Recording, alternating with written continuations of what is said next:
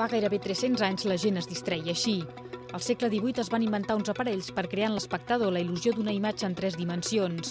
Eren les caixes d'òptica per visionar vistes òptiques. Les vistes òptiques mostraven gravats de paisatges en perspectiva que augmentaven la profunditat i el relleu mitjançant l'ús d'una lent i un mirall, permetent als espectadors viatjar sense moure's de lloc.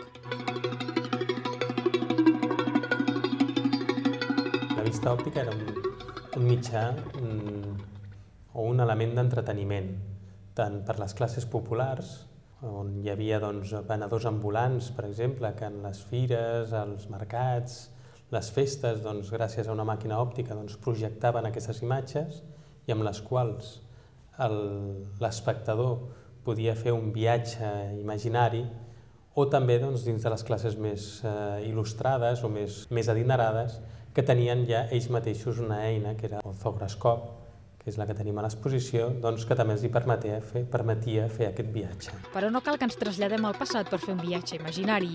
Ara podem anar des de Barcelona fins a la Conchinchina a través d'un centenar de vistes òptiques.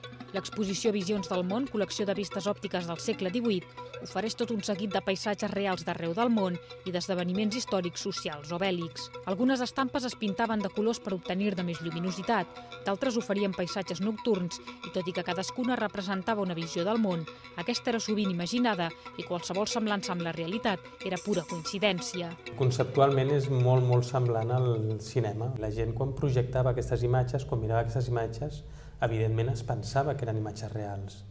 Ara podríem fer una comparació amb la societat, amb la nostra societat, en tant en quant veiem moltes coses que ens les plantegen com reals i que un cop estàs ficat en el tema, també saps que no són veritat. A mitjans del XIX, la fotografia va superar en realisme les imatges de les vistes òptiques. Després vindria el cinema. El Palau Antiguitats no només ens permet reviure les mateixes sensacions que experimentaven al segle XVIII, sinó comprar una vista òptica per viatjar pel món cada dia.